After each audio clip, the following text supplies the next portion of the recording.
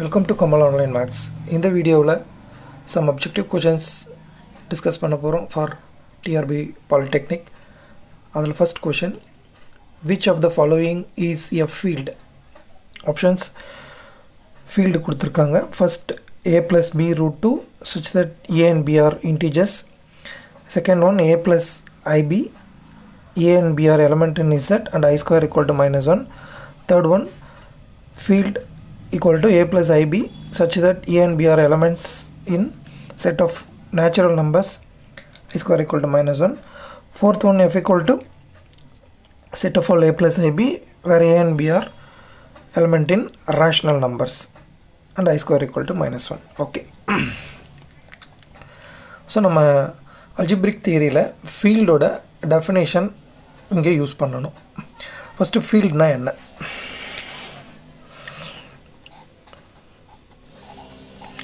So நம்ம definition ஒரு முறை recall பண்ணுவோம். A commutative ring R with the unit element 1 not equal to 0 in which every non-zero element has an inverse with respect to multiplication is called a field. So first அது ஒரு ring, அந்த ring வந்து commutative ring with the unit element 1. அந்த commutative ringல unit element இருக்கணும். Also every non-zero element as an inverse with respect to multiplication. Multiplication பொறுத்து non-zero element எல்லாத்துக்கும் inverse இருக்கணும். அப்படி இருக்கிற அந்த algebraic structureக்கு பேர் தான் field.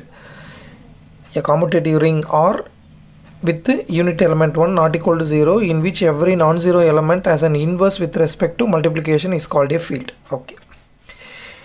இப்போ first option பாருங்க, a plus b root 2 set of all a plus b root 2 where a and b are integers னு கொடுத்திருக்காங்க. இங்கே பார்த்தீங்கன்னா with respect to multiplication இதனோட இன்வர்ஸ் அங்கே எக்ஸிஸ்ட் ஆகாது. ஏன்னா எலமெண்ட்ஸ் எல்லாமே இன்டீஜரில் இருக்கிறதுனால இன்வர்ஸ் அங்கே இருக்காது, இன்வர்ஸ் எலமெண்ட் இருக்காது. ஸோ அதனால் இது ஃபீல்டாக இருக்க முடியாது. ஆப்ஷன் பி பாருங்கள், a plus ib where a and b are in z.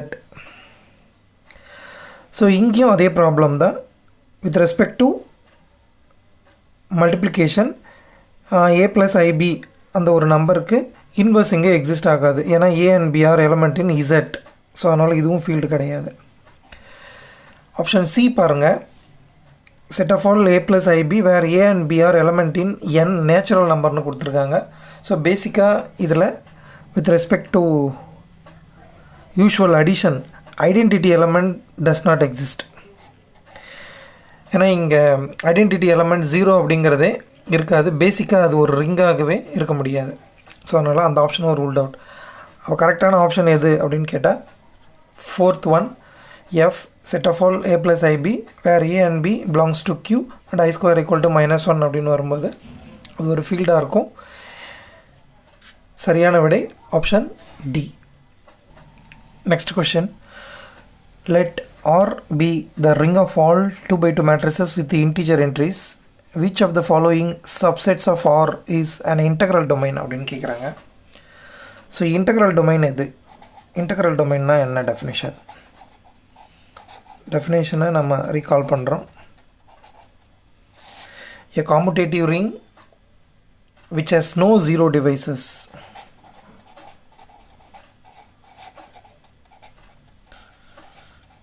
is called an integral domain. அதான் டெஃபினேஷன்.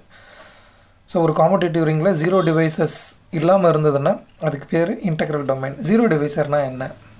டெஃபினேஷன் அதையும் பார்த்துருப்போம்.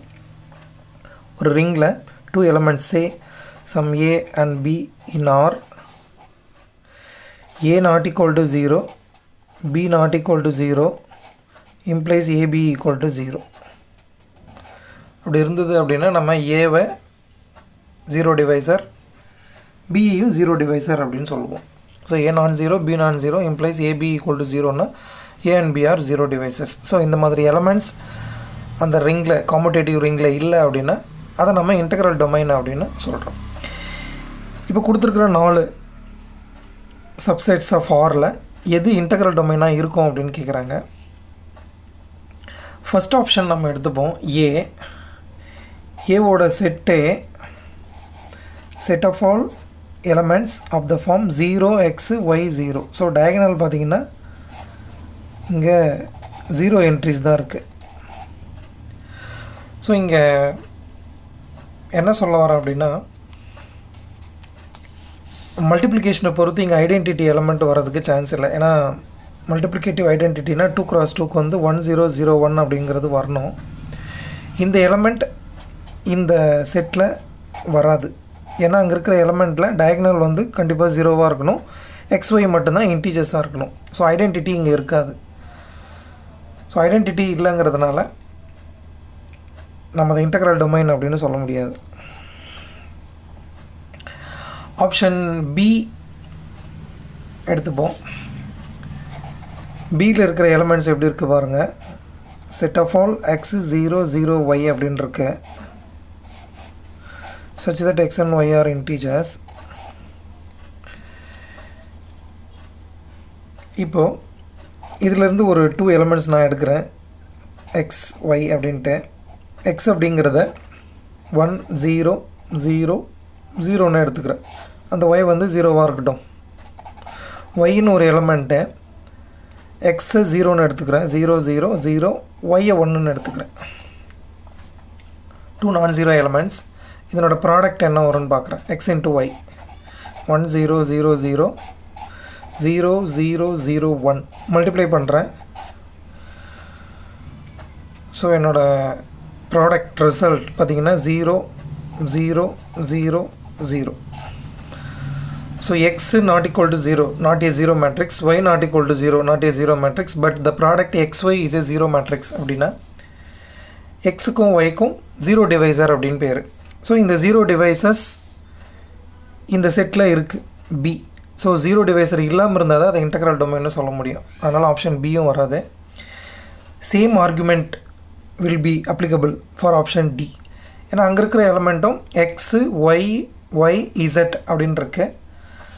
என்னோடய சாய்ஸ் அந்த மாதிரி நான் எடுத்துக்கிட்டேன் அப்படின்னா 1 0 0 0 0 0 0 1 அப்படின்னு நான் இங்கே சூஸ் பண்ணலாம். அதாவது ஒய்யை 0ன்னு எடுத்துக்கிட்டு எக்ஸு 0ன்னு ஒரு தடவையும் இசட்டை 0ன்னு ஒரு தடவையும் எடுத்துக்கிட்டால் இந்த 2 எலமெண்ட் டியில் இருக்கும். ஆனால் மல்டிப்ளை பண்ணுறேன் அப்படின்னா ப்ராடக்ட் வந்து 0 மேட்ரிக்ஸாக இருக்கும். அதனால் டிலையும் 0 டிவைசஸ் இருக்கும், அந்த செட்லேயும் 0 டிவைசஸ் இருக்கும். அப்போ ஆப்ஷன் ஏ சி டி ஆன்சர்ஸாக இருக்க முடியாது. அப்போ இருக்கிற ஒரே option integral domain, option C. So இப்போ நம்ம பார்த்த இந்த 2 கொஷினில் இருந்துமே டெஃபினேஷனை நம்ம தெளிவாக புரிஞ்சுக்கிறோம். அந்த டெஃபினேஷனில் இருக்கிற ஒவ்வொரு ரூலுமே நம்ம ப்ராப்ளம் அப்படின்னு வரும்போது அதை அப்ளை பண்ணுறதுக்கான ஸ்கில் நமக்கு தேவை. அது தெரிஞ்சிருக்கணும். எந்த கணக்குக்கு எந்த ரூல் அங்கே ரூல்ட் அவுட் ஆகுது, அது வயலேட் ஆகுது அப்படிங்கிற நம்ம புரிஞ்சுக்கிட்டாலே கேட்டிருக்கிற அந்த ஒரு ஸ்ட்ரக்சர், அந்த ஸ்பெசிஃபிக் டெஃபினேஷன் எங்கே வயலேட் ஆகுது அப்படின்னு நம்ம புரிஞ்சுக்கிட்டாலே அது இன்டெக்ரல் டொமைனாக இருக்கா இல்லையா, இல்லை ஃபீல்டாக இருக்குமா இருக்காதா அப்படிங்கிறத நம்ம புரிஞ்சுக்கலாம். ஸோ இந்த மாதிரியான ப்ராப்ளம்ஸ் நம்ம ரெகுலராக சால்வ் பண்ணிக்கிட்டே இருக்கிறப்ப தான் நம்ம எதிர்பாராமல் ஒரு கணக்கை சால்வ் பண்ணுறோம் அப்படின்னாவே பார்க்க உடனே நம்ம டெஃபினேஷனை ரீகால் பண்ண முடியும், அந்த டெஃபினேஷனை அப்ளை பண்ண முடியும். இந்த இடத்துல பர்டிகுலர் இந்த ரூல் வயலேட் ஆகிறதுனால இந்த ஸ்ட்ரக்சரை நம்ம இல்லைன்னு சொல்கிறோம் அப்படிங்கிற ஒரு தெளிவு நமக்கு கிடைக்கும். ரைட், நெக்ஸ்ட் கொஸ்டினுக்கு பார்க்கலாம். If x plus 1 by x equal to 2 cos theta, x minus 1 by x equal to 2i sin theta, then xn plus 1 by xn is equal to x plus 1 by x equal to 2 cos theta, x minus 1 by x is equal to 2i sin theta. So இது ஒரு ஈஸியான question தான். நான் எக்ஸை cos theta plus ஐ sine theta அப்படின்னு assume பண்ணிக்கிறேன். therefore 1 by x அப்படின்னா 1 by cos theta plus i sin theta ன்னு வரும். அஃப்கோர்ஸ் இதை நான் e பவர் i theta அப்படின்னு எழுதிக்கலாம், யூலர்ஸ் நோட்டேஷன். அப்போ 1 by xனால் அது 1 by e power i theta, 1 by e power i thetaனா அது e பவர் மைனஸ் i thetaன்னு எழுதலாம். e பவர் மைனஸ் i thetaனா அதனோட definition cos theta minus i sin theta. So இப்போ x plus 1 by x அப்படிங்கிறது add பண்ணுறேன்னா அது 2 cos thetaவாக இருக்கும். x minus 1 by x அப்படிங்கிறது minus பண்ண போகிறேன். அப்போ i sin theta minus plus i sin theta 2i sin thetaன்னு வந்துடும். So x plus 1 by x equal to 2 cos theta, x minus 1 by x equal to 2i sin thetaனா x ஓட value வந்து cos theta plus I sin theta. Question x power n plus 1 by x power n. So x power n. Okay. அப்போ x வந்து cos theta plus I sin theta power n. De Moivre's theorem apply பண்ணலாம். Cos theta plus I sin theta power n அப்படின்னா அது cos n theta plus I sin n theta னு எழுதலாம். Similarly 1 by xn. So இது 1 by cos theta plus I sin theta அது e power I theta e power minus I theta power n. So அதெல்லாம் நம்ம simplify பண்ணும்போது அதனோட value cos theta minus I sin theta power n வரும். So இது cos n theta minus I sin n theta அப்படின்னு எழுதலாம். இதனுடைய addition தான் இங்கே ப்ராப்ளத்தில் கேட்குறாங்க. x power n plus 1 by x power n add பண்ணிங்கன்னா அதனோட வேல்யூ வந்து 2 cos n theta அப்படின்னு வரும். ஆப்ஷன் சி அப்படிங்கிறது இந்த கேள்விக்கு சரியான விடையாக இருக்கும். Next question. Let V be the set of polynomials over R of degree less than or equal to n. Then options: V is not a vector space over R. Option B, V is a vector space of dimension n over R. Option C, V has n plus 1 linearly independent elements over R. Final option, any n plus 1 elements of V are linearly dependent over R. Okay. V be the set of all polynomials over real entries with degree less than or equal to n. So the first option பார்த்தீங்கன்னா V is not a vector space over R அப்படின்னு கொடுத்துருக்காங்க. Actually set of all polynomials over R of degree less than or equal to n அப்படிங்கிறது ஒரு vector space. அதனோட dimension வந்து n plus 1. அதனுடைய basis elements பார்த்தீங்கன்னா 1 x x square etc x power n அப்படின்னு இருக்கும். டோட்டலாக அதில் n plus 1 elements இருக்கும். ஸோ அதனோட டைமென்ஷன் அப்படின்னு பார்த்தீங்கன்னா n plus 1. ஸோ அது பேசிஸ். ஸோ அது பேசிஸாக இருக்கிறதுனால அது லீனியர்லி இண்டிபெண்ட்டாக இருக்கும். அதில் n plus 1 elements இருக்கிறதுனால அதனுடைய டைமென்ஷன் வந்து n plus 1ன்னு சொல்கிறோம். பேசிக்கலாக அது ஒரு வெக்டர் ஸ்பேஸ். ஸோ இதெல்லாம் தான் பேசிக் ரிசல்ட்ஸ். இப்போ இருக்கிற ஒவ்வொரு ஆப்ஷனுக்கு போகலாம். ஃபஸ்ட் ஆப்ஷன் என்ன சொல்கிறாங்க, V is not a vector space over R அப்படின்னு சொல்கிறாங்க. அது wrong. First option wrong. Actual result என்ன அப்படின்னா V is a vector space. Second option பாருங்கள், V is a vector space of dimension n over R அப்படின்னு சொல்கிறாங்க.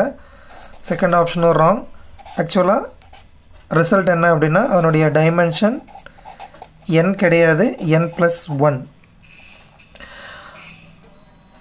Option 3 பாருங்கள், V as n plus 1 linearly independent elements over R. Yes, அது true. ஏன்னா அதனுடைய பேசிஸில் n plus 1 எலமெண்ட்ஸ் இருக்கும். அதனுடைய டைமென்ஷன் n plus 1. அதனால் அந்த n plus 1 வெக்டர்ஸும் லீனியர்லி இண்டிபெண்ட்டாக இருக்கும். அதனால் ஆப்ஷன் 3 வந்து true. Final option, any n plus 1 elements of V are linearly dependent. So இப்போ தான் நம்ம அதை பேசிஸ்னு சொன்னோம். பேசிஸ்னால் அது இண்டிபெண்ட்டாக இருக்கும். ஆனால் இங்கே லீனியர்லி டிபெண்ட் அப்படின்னு ஆப்ஷன் கொடுத்துருக்காங்க. அதனால் ஃபோர்த் ஆப்ஷனும் ராங். அது லீனியர்லி இண்டிபெண்ட்டாக இருக்கும். அப்போ சரியான விடை இங்கே கொடுத்துருக்குற ஆப்ஷன்ஸில் ஆப்ஷன் சி மட்டும்தான். அதனால் ஆப்ஷன் சி இந்த கணக்குக்கான சரியான விடை. Next question. Which of the following is a subspace of R3? 4 options கொடுத்துருக்காங்க. எது R3க்கு சப்ஸ்பேஸாக இருக்கும் அப்படின்னு கேட்குறாங்க. ஆப்ஷன்ஸ் எல்லாமே XYZ, set of all XYZ element in R3 such that ஒவ்வொன்றுத்துலேயும் கண்டிஷன்ஸ் டிஃபர் ஆகுது. XYZ equal to 0, x minus y equal to 3, x plus y plus z equal to 1, x plus y equal to 0. Okay, ஒவ்வொரு ஆப்ஷனாக check பண்ணுவோம். சப்ஸ்பேஸோட definition இங்கே satisfy ஆகணும். Subspace is nothing but vector space. Vector ஸ்பேஸோட definitions இங்கே satisfy ஆகணும். So நம்ம எப்படி இதை சரியான விடையை கண்டுபிடிக்க போகிறோன்னா, எந்தெந்த ஆப்ஷன் எந்தெந்த ரூலை வயலேட் பண்ணுது, அந்த சப்ஸ்பேஸுக்கான டெஃபினேஷனை எது சாட்டிஸ்ஃபை பண்ணலை, எந்த கண்டிஷன் அங்கே சாட்டிஸ்ஃபை ஆகலை அப்படிங்கிறத தான் நம்ம இங்கே பார்க்க போகிறோம். அதிலிருந்து சரியான விடையை கண்டுபிடிக்க போகிறோம். இப்போ ஃபஸ்ட் ஆப்ஷனை எடுத்துப்போம். Set of all x y z such that x into y into z equal to 0 அப்படின்னு இங்கே கொடுத்துருக்காங்க. இப்போ ஃபஸ்ட்டு சப்ஸ்பேஸுக்கு எக்ஸாம்பிள் பார்ப்போம். ஐ மீன் அது சப்ஸ்பேஸாக இருக்கா இல்லையா அப்படின்னு தெரிஞ்சுக்கிறதுக்கு ஒரு சின்ன டெஸ்ட்டு. இந்த சப்ஸ்பேஸ்லேருந்து ஒரு 2 எலிமெண்ட் நான் எடுத்துக்கிறேன். V1 V2. V1 அப்படிங்கிறத 1 0 0ன்னு எடுத்துக்கிறேன். V2 0 1 0ன்னு எடுத்துக்கிறேன். V3 0 0 1. ஸோ ஆக்சுவலாக ஸ்டாண்டர்ட் பேசிஸ் ஃபார் R3 அதை நான் எடுத்துக்கிட்டேன். நான் என்ன பண்ணுறேன், இந்த 3 வெக்டர்ஸையும் ஆட் பண்ணுறேன். V1 + V2 + V3. ஆக்சுவலாக இதனுடைய சம்மும் அங்கே இருக்கணும். இதை ஆட் பண்ணுறேன் அப்படின்னா 1 1 1ன்னு வரும். இப்போ பார்த்திங்கன்னா இந்த V1 அப்படிங்கிறது R3யில் இருக்கும், V2வும் R3யில் இருக்கும், V3யும் R3யில் இருக்கும். ஆனால் இதனுடைய சம் 1 1 1 R3யில் இந்த டெஃபினேஷனுக்கு வராது. ஏன்னா அங்கே இருக்கிற x into y into z அந்த கோஆர்டினேட்டை மல்டிப்ளை பண்ணால் அது 0 வரணும். ஆனால் இது 0 வராது. 1 × 1 × 1 மல்டிப்ளை பண்ணால் 1ன்னு தான் வரும். அப்போ அந்த கண்டிஷன் அங்கே சாட்டிஸ்ஃபை ஆகாது. ஸோ அதனால் இது சப்ஸ்பேஸாக இருக்க சான்ஸ் இல்லை. நெக்ஸ்ட்டு ஆப்ஷன் 2 எடுத்துப்போம். x - y = 3 அப்படின்னு கொடுத்துருக்காங்க. இப்போ பார்த்தீங்கன்னா இந்த ஸ்பேஸில் ஐடென்டிட்டி எலமெண்ட் இருக்காது அப்படின்னு நான் உங்களுக்கு கிளைம் பண்ணுறேன். எப்படி அப்படின்னா, ஒரு எலமெண்ட் V1 எடுக்கிறேன். நான் இப்போ ஆப்ஷன் 2 பற்றி டிஸ்கஸ் பண்ணுறேன். say some 3, 0. V2 0, 3. ஸோ இப்போ பார்த்தீங்கன்னா x - y = 3 இந்த கண்டிஷன் சாட்டிஸ்ஃபை ஆகும். x - yனா அது 3 ஓகே, அப்போ 3ன்னு வச்சுப்போம். இங்கே -3ன்னு போட்டுப்போம். 0 - 3 அப்போ -3 + 3ன்னு ஆகிடும். ஸோ இது ரெண்டுமே ஓகே. பட் V1 - V2 இதனோட வேல்யூவை கண்டுபிடிங்க. 3, 0 -0, 3ன்னு வரும். 0, 0ன்னு வரும். ஆனால் 0, 0 அப்படிங்கிறது இந்த டெஃபினேஷன் படி அந்த ஸ்பேஸில் வராது. ஏன்னா அங்கே இருக்கிற ஒவ்வொரு கோஆர்டினேட்டோட டிஃப்ரென்ஸ் வந்து அங்கே 3ன்னு வரணும். ஆனால் 0, 0வில் டிஃப்ரென்ஸ் பார்த்தா 0ன்னு வரும். அப்போது x - y = 3ங்கிற கண்டிஷன் அங்கே ரூல்ட் அவுட் ஆகிடும். அதனால் இங்கே ஐடென்டிட்டி எலமெண்ட் இருக்காது. ஆப்ஷன் பியை பொறுத்த வரைக்கும் இதுதான் ஐடென்டிட்டி எலமெண்ட் அங்கே வரணும் வித் ரெஸ்பெக்ட் டு அடிஷன். ஆனால் அங்கே அப்படி ஒரு எலமெண்ட்டே இருக்காது. அதனால் அது சப்ஸ்பேஸாக இருக்க முடியாது. இதே ஆர்குமெண்ட்டை தேர்ட் ஆப்ஷனுக்கும் நீங்கள் யூஸ் பண்ணிக்கலாம். இங்கேயும் x + y + z = 1ன்னு வரணும்.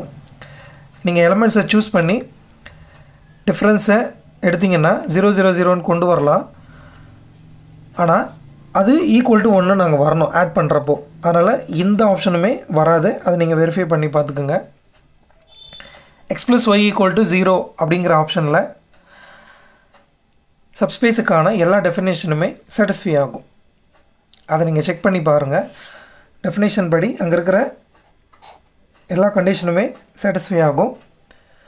அதனால் இந்த கணக்குக்கு சரியான விடை அப்படின்னு கேட்டிங்கன்னா ஆப்ஷன் டி. உங்களுக்கு இதில் வேறு மாதிரி ஒரு க்ளூ கொடுக்கணும் அப்படின்னா ஜாமெட்ரிக்கலாக ஆப்ஷன் பி, சி, டி இந்த 3 ஆப்ஷன்லையுமே x - y, x + y அந்த ரிலேஷன்ஷிப் எல்லாமே லீனியரில் இருக்கு. இப்போது ஆப்ஷன் பி பார்த்தீங்கன்னா x - y = 3ன்னு இருக்கும். Or x - 3 = y. x + y + z = 1ன்னு இருக்கும். Or x = 1 - y - z or y = 1 - x - z, z = something வரும். ஆப்ஷன் பி, சி, டி பார்த்தீங்கன்னா y = -xன்னு வரும். ஸோ இந்த லைன் எல்லாம் நீங்கள் வரைகிறீங்க அப்படின்னா ஆரிஜின் வழியாக போகிற ஒரே லைன் எதுன்னு பார்த்தீங்கன்னா இது மட்டும்தான். y = -x or x + y = 0. So அந்த கண்டிஷன் எங்கே இருக்கோ அது மட்டும்தான் அங்கே சப்ஸ்பேஸாக இருக்கும், அங்கே தான் ஐடென்டிட்டி இருக்கும், மற்றதில் ஐடென்டிட்டி இருக்காது. ஸோ ஐடென்டிட்டி இல்லை அப்படிங்கிறதுக்கு இந்த ரூலை நீங்கள் பயன்படுத்திக்கலாம். அதனால் பியும் சியும் ஐடென்டிட்டி இருக்காது. ஆப்ஷன் 1 இதுலேயே இங்கே உங்களுக்கு ரூல் அவுட் ஆகிடும். அப்போ சரியான விடை அப்படின்னு எடுத்துட்டிங்கன்னா ஆப்ஷன் டி தான், அதுதான் R3க்கு சப்ஸ்பேஸாக இருக்கும். அடுத்த question, the function sin z as a function from C to C is conformal on an entire complex plane, conformal at all z where real z equal to 0, conformal at all z not equal to 2n plus 1 by 2 times pi n is an integer, conformal at all z equal to 2n plus 1 by 2 pi n in z. So sin z அப்படிங்கிறது conformal எந்த இடத்துல அப்படின்னு கேட்குறாங்க. Entire complex பிளேன்லையா, இல்லை conformal at all z where real z 0ன்னு இருக்கிற இடத்துலையா, இல்லை z அந்த 2n plus 1 by 2 times by அந்த மல்டிபிள்ஸ்லாம் மட்டுமா, இல்லை அந்த வேல்யூவை தவிர்த்து மற்ற இடத்துலையா அப்படிங்கிறது தான் இங்கே ஆப்ஷன். ஸோ கன்ஃபார்மல் நம்ம அதுக்கு ஒரு ரிசல்ட் படிச்சிருப்போம். அந்த ரிசல்ட்டை நான் இங்கே ரீகால் பண்ணுறேன். If f is analytic in a domain D and a point z belongs to D with the condition f dash of z not equal to 0, then f is conformal at z0.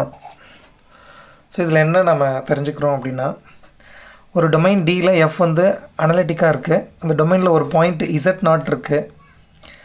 அந்த பாயிண்டில் அந்த ஃபங்க்ஷனுடைய first derivative value vanish ஆகலை, அது 0 ஆகலை அப்படின்னா அந்த பாயிண்டில் அந்த ஃபங்க்ஷன் நம்ம கன்ஃபார்மல் அப்படின்னு சொல்கிறோம். இப்போ sin z அப்படிங்கிறது ஃபங்க்ஷன், f of z வந்து sin z, அதனுடைய டெரிவேட்டிவ் f dash அப்படிங்கிறது cos z. ஸோ நான் f அப்படிங்கிற அந்த sin z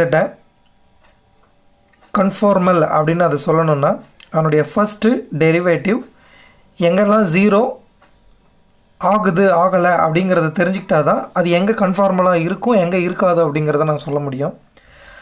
அப்போ எஃப் டேஷ் இசட் எங்கெல்லாம் 0 ஆகும், அப்போ காஸ் இசட் 0 ஆகணும். காஸ் எப்பெல்லாம் 0 ஆகும், 2n plus 1 by 2 times pi இதனோட மல்டிபிள்ஸில் எல்லாம் காஸ் இசட் அப்படிங்கிறது 0 ஆகும்.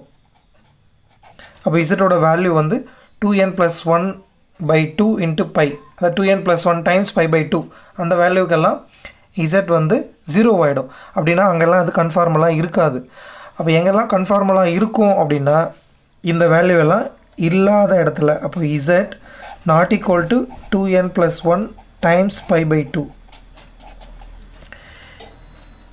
அப்போ f dash z not equal to 0 எங்கெல்லாம் 0 ஆகாது அப்படின்னா இதை தவிர்த்து மற்ற இடத்துலலாம் அது 0 ஆகாது. அப்போ எங்கே 0 ஆகும்னா இங்கெல்லாம் 0 ஆகும், 0 ஆகாத பாயிண்ட்னா இதை தவிர்த்து. அப்போ it is conformal at all z not equal to 2n plus 1 by 2 times pi வேறு n in z. இதுதான் அந்த கணக்குக்கான சரியான விடை.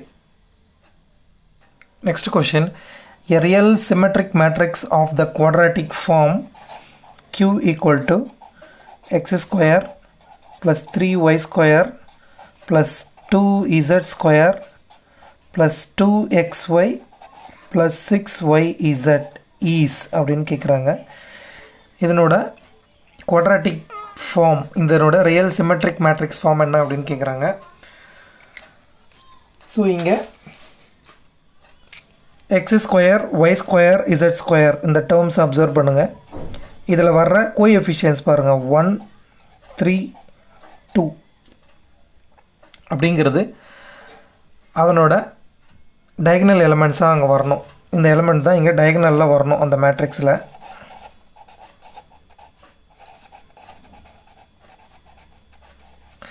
அதே நேரத்தில் அந்த மேட்ரிக்ஸ் வந்து சிமெட்ரிக்காகவும் இருக்கணும். சிமெட்ரிக் அப்படின்னா தெரியும், ஏ டிரான்ஸ்போஸ் வந்து ஒரிஜினல் ஏவுக்கு ஈக்குவலாக இருக்கணும். ஸோ இந்த ரெண்டு கண்டிஷனும் சாட்டிஸ்ஃபை ஆகிற மேட்ரிக்ஸ் எது அப்படின்னு நீங்கள் கண்டுபிடிச்சாலே அதுதான் அதனுடைய ரெக்வயர்டு மேட்ரிக்ஸ். இப்போ ஆப்ஷன் 1 பாருங்கள். டயக்னலில் 1 3 2 இருக்குது. சிமெட்ரிக்காக இருக்கான்னு பாருங்கள். 110 110 133 133 032 032 எல்லாமே சாட்டிஸ்ஃபை ஆகுது. ஆப்ஷன் பி பாருங்கள். டயக்னலில் 132 இருக்குது, ஆனால் சிமெட்ரிக்காக இருக்கான்னா 121 120 இருக்குது. ஸோ அதனால் இது ஆன்சர் இல்லை. சி பாருங்கள். டயக்னலில் 132 தான் வரணும், ஆனால் 353 இருக்குது, அதனால் இதுவும் ஆன்சர் இல்லை.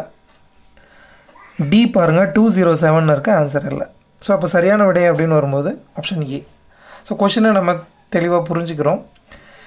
x² y² z² அந்த கோஎஃபிஷியன்ட் தான் அங்கே டயக்னலில் வரணும், அஸ் வெல் அஸ் அது மேட்ரிக்ஸு சிமெட்ரிக்காகவும் இருக்கணும். ஸோ சைமல்டேனியஸாக அந்த ரெண்டு கண்டிஷனும் சாட்டிஸ்ஃபை ஆகிறது மேட்ரிக்ஸ் ஏவில் மட்டும்தான். அதனால் அதுதான் இந்த கணக்குக்கான சரியான விடை. Next, the fixed point of the bilinear transformation w = 1/z - 2 அப்படின்னு கொடுத்துருக்காங்க. ஸோ w = 1/z - 2ங்கிற பைலீனியர் டிரான்ஸ்ஃபர்மேஷனோட ஃபிக்ஸ்டு பாயிண்ட்ஸ் எது எது அப்படின்னு கேட்குறாங்க. ஸோ ஃபிக்ஸ்டு பாயிண்ட்டோட definition, if t of z = z, then z is called the fixed point of the transformation. அதான் டெஃபினேஷன். ஸோ எந்த வேல்யூவை நம்ம டிரான்ஸ்ஃபர்மேஷனில் அப்ளை பண்ணுறப்போ அதே வேல்யூ ரிசல்ட்டாக வருதோ அதுதான் ஃபிக்ஸ்டு பாயிண்ட் அப்படிங்கிறது டெஃபினேஷன். ஸோ ஃபிக்ஸ்டு பாயிண்ட்டை நம்ம கண்டுபிடிக்க ப்ராப்ளத்தில் t of z or w அப்படிங்கிறதுக்கு z அப்படின்னே சப்ஸ்டிடியூட் பண்ணுறோம். அப்போது z = 1/z - 2 அப்படின்னு வரும். ஸோ இதை நம்ம சால்வ் பண்ணால் கிடைக்கிற அந்த z வேல்யூ தான் நமக்கு ஃபிக்ஸ்டு பாயிண்ட்டாக இருக்கும். அப்போ z × z - 2 = 1ன்னு வரும்.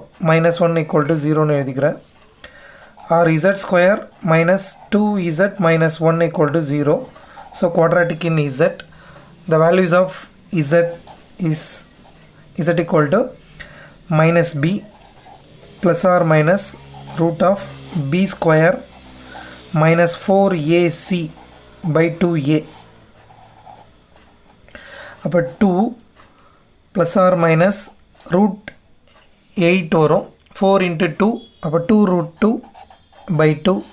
ஸோ 2 பொதுவாக எடுத்து கேன்சல் பண்ணுறீங்கன்னா 1 + √2 1 - √2. ஸோ இது ரெண்டும் தான் அதனோட ஃபிக்ஸ்டு பாயிண்ட்ஸாக இருக்கும். 1 + √2 1 - √2 ஆப்ஷன்ஸில் பார்த்தீங்கன்னா ஃபஸ்ட்டில் இருக்கும். அதுதான் இந்த கணக்குக்கான சரியான விடை. Next question, which of the following sets is compact? So 4 sets இங்கே கொடுத்துருக்காங்க. இதில் எது காம்பேக்ட் செட் அப்படின்னு கேட்குறாங்க. காம்பேக்ட் செட்டோட டெஃபினேஷன் நமக்கு தெரியும். A set is said to be compact if it is closed and bounded. க்ளோஸ்டாகவும் பவுண்டடாகவும் இருக்கிற ஒரு செட்டை தான் நம்ம காம்பேக்ட் அப்படின்னு சொல்லுவோம். இப்போ ஒவ்வொரு ஆப்ஷன்ஸ் இருக்குது. எல்லாமே x and y in R2 such that கண்டிஷன்ஸில் தான் டிஃப்ரெண்ட்டாக இருக்குது. ஃபஸ்ட்டு வந்து x² + y² greater than 1 இருக்குது. x² + y² less than 1 இருக்குது. x² + y² less than or equal to 1 இருக்குது. x² + y² greater than or equal to 1 இருக்குது. ஓகே, ஃபஸ்ட்டு செட்டை நம்ம எடுத்துக்கிறோன்னா, set of all xy in R2 such that x² + y² is greater than 1. அப்போ x² + y² greater than 1னா mod z is greater than 1 இருக்கு. So இது வந்து bounded கிடையாது, இது வந்து அன்பவுண்டட். ஸோ அன்பவுண்டடாக இருந்ததுனால அதை நம்ம காம்பேக்ட்னு சொல்ல முடியாது. செகண்ட் ஆப்ஷன் எடுத்துக்கிட்டிங்கன்னா, set of all xy in R² such that x² + y² is less than 1 அப்படின்னு கொடுத்துருக்காங்க. அதாவது modulus z less than 1. So 1 விட கம்மியாக இருக்கிறது, அந்த சர்க்கம்ஃபரன்ஸ் கிடையாது, அதுக்குள்ளே இருக்கிற வேல்யூஸ். இது பார்த்திங்கன்னா ஓப்பன் செட். இது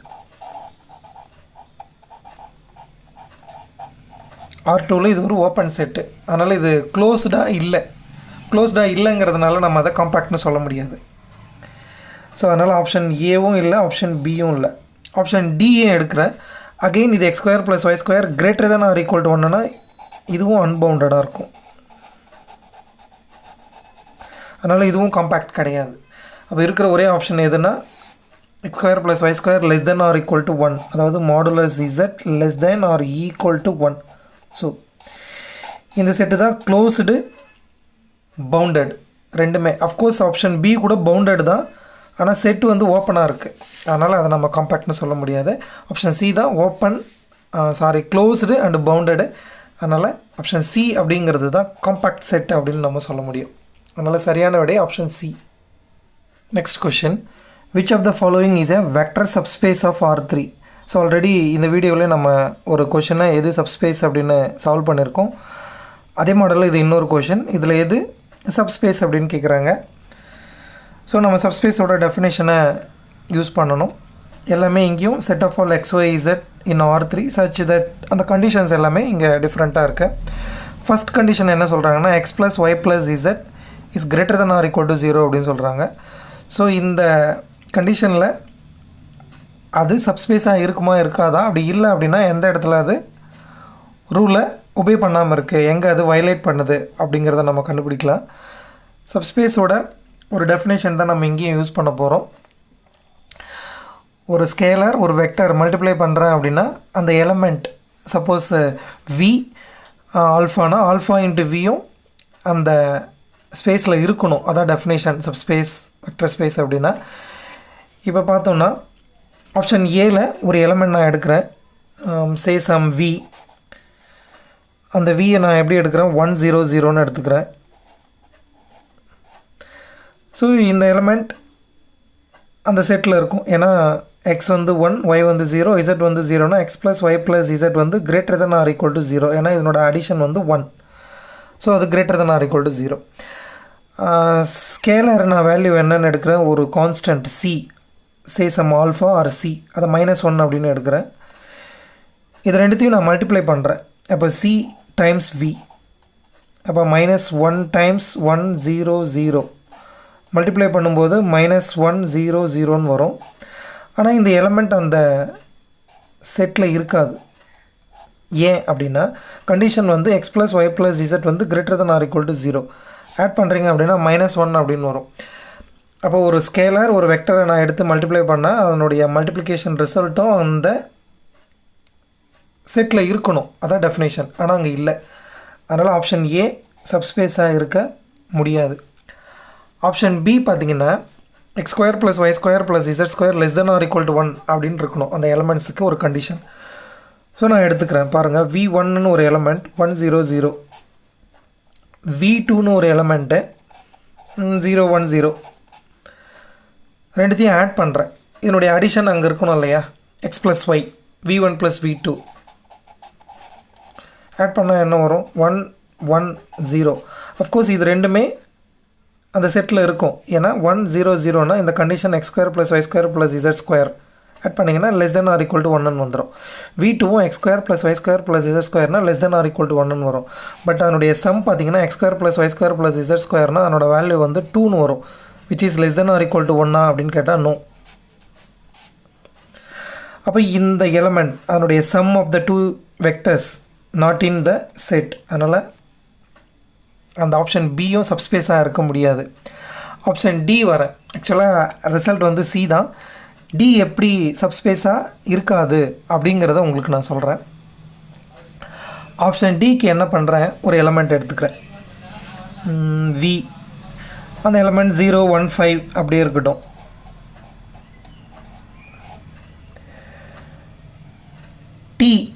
டி வந்து ஒரு ரியல் நம்பர் அப்படின்னு கொடுத்துருக்காங்க, நான் அதை 1ன்னே எடுத்துக்கிறேன். சி ஒரு கான்ஸ்டன்ட், நான் எடுக்க போகிறேன் அந்த ஸ்கேலரை -1 அப்படின்னு எடுத்துக்கிறேன். இப்போ என்ன பண்ண போகிறேன் அப்படின்னா அந்த எலமெண்ட் XYZ அப்படிங்கிறது எப்படி இருக்கும், அங்கே டி ஸ்கொயர்னால் டீயோட வேல்யூ 1ன்னு தான் நான் எடுத்துக்கிட்டேன், அதனால் டி ஸ்கொயர் டைம்ஸ் 0 1 5, டி வந்து 1 அப்படிங்கிறதுனால அது 0 1 5ஆகவே இருக்கும். இப்போ நான் என்ன பண்ணுறேன், சி இன்ட்டு அந்த வேல்யூ, அதாவது கான்ஸ்டன்ட் இன்ட்டு அந்த வெக்டர் என்ன வரும்னு பார்க்குறேன். சியோட வேல்யூ -1ன்னு நான் கொடுத்துட்டேன். அப்போ -1 டைம்ஸ் 0 1 5. இப்போ பார்த்தீங்கன்னா இந்த எலமெண்ட் அந்த செட்டில் இருக்காது, ஏன்னா அங்கே இருக்கிற ஒவ்வொரு எலமெண்ட்டுமே எப்படி இருக்கணும்னா டி ஸ்கொயர் இன்ட்டு 0 1 5, அந்த டி அப்படிங்கிறது சம் ரியல் நம்பர். அப்போ அதோடு இதை கம்பேர் பண்ணுறேன் அப்படின்னா டி ஸ்கொயர் 0 1 5ன்னு வரும். அப்போ டி ஸ்கொயர் வந்து -1ன்னு வரும். டி ஸ்கொயர் ஈக்குவல் டு -1ன்னா எந்த ஒரு ரியல் நம்பரையும் டி ஸ்கொயர் ஈக்குவல் டு -1ன்னு என்னால் சொல்ல முடியாது. அஃப்கோர்ஸ் இதை நான் சால்வ் பண்ணால் எனக்கு காம்ப்ளெக்ஸ் நம்பர் தான் கிடைக்கும். ஸோ இந்த ஆப்ஷன் வராது. அதாவது என்ன சொல்ல வரேன் அப்படின்னா, we can't get any real value of t for which t square equal to -1.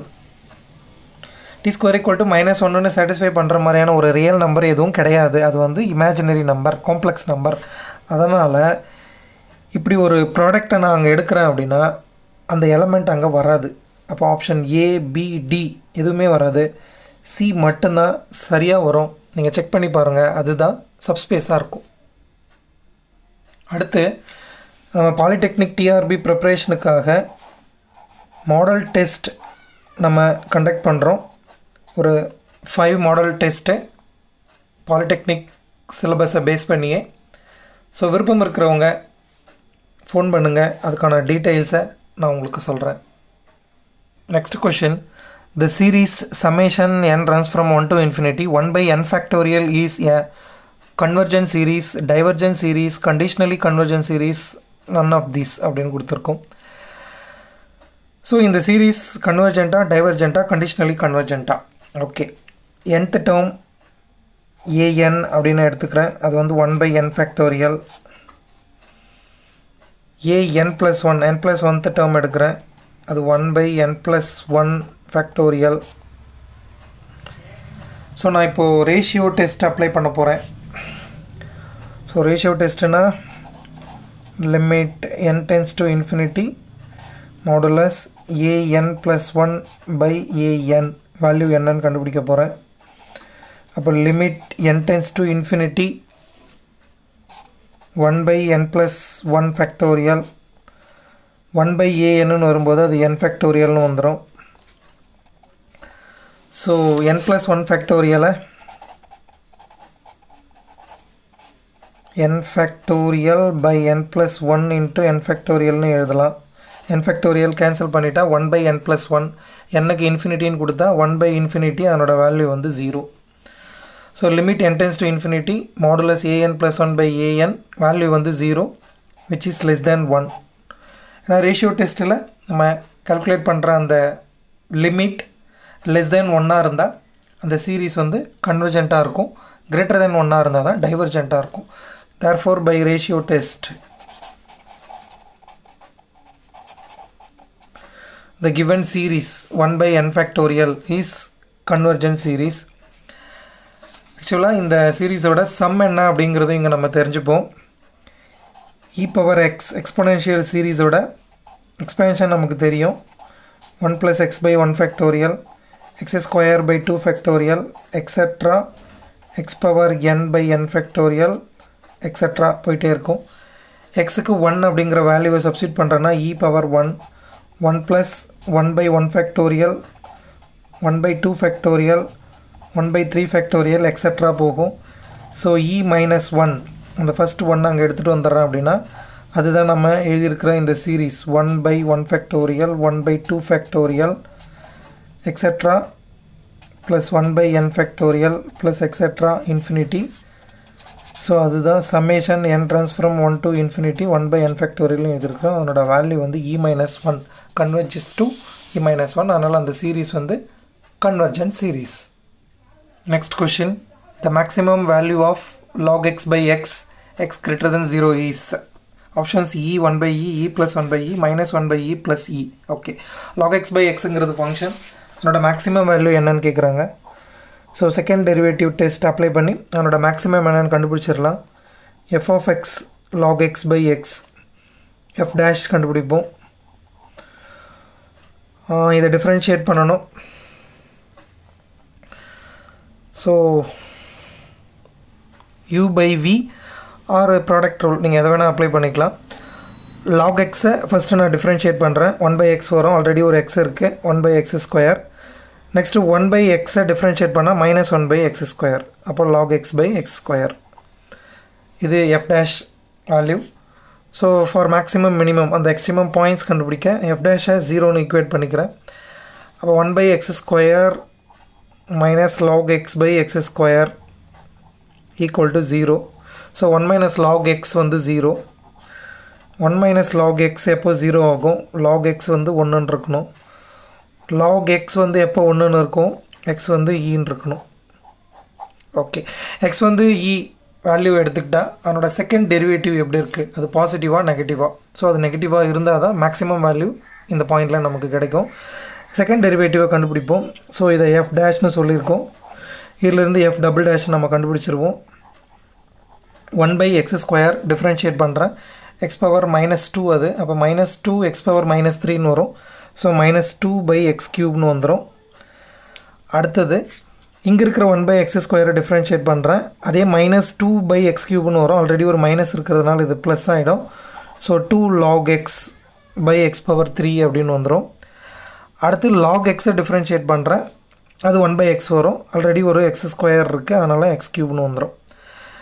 So at x equal to e F double dash of e என்ன வேல்யூ அப்படிங்கிறத பார்ப்போம். அப்போ -2 by e power 3 plus log e வந்து 1. அப்போ +2 by e power 3 -1 by e power 3 +2 -2 போனாலும் -1 by e power 3 வரும், which is negative. Therefore f as a maximum at x equal to e. அப்போ x equal to eல fக்கு maximum value இருக்குது.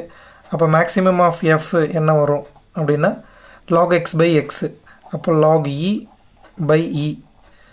log e யோட value வந்து 1. அப்போ 1 by e அதுதான் அதனோட மேக்ஸிமம் வேல்யூ. மேக்ஸிமம் வேல்யூ இங்கே ஆப்ஷன் பின்னு கொடுத்துருக்கோம். அதுதான் அந்த கேள்விக்கான சரியான விடை. ஸோ இது போன்ற மேலும் பல கணக்குகளுக்கு நமது சேனலோடு இணைந்திருங்கள். தேங்க்ஸ் ஃபார் வாட்சிங்.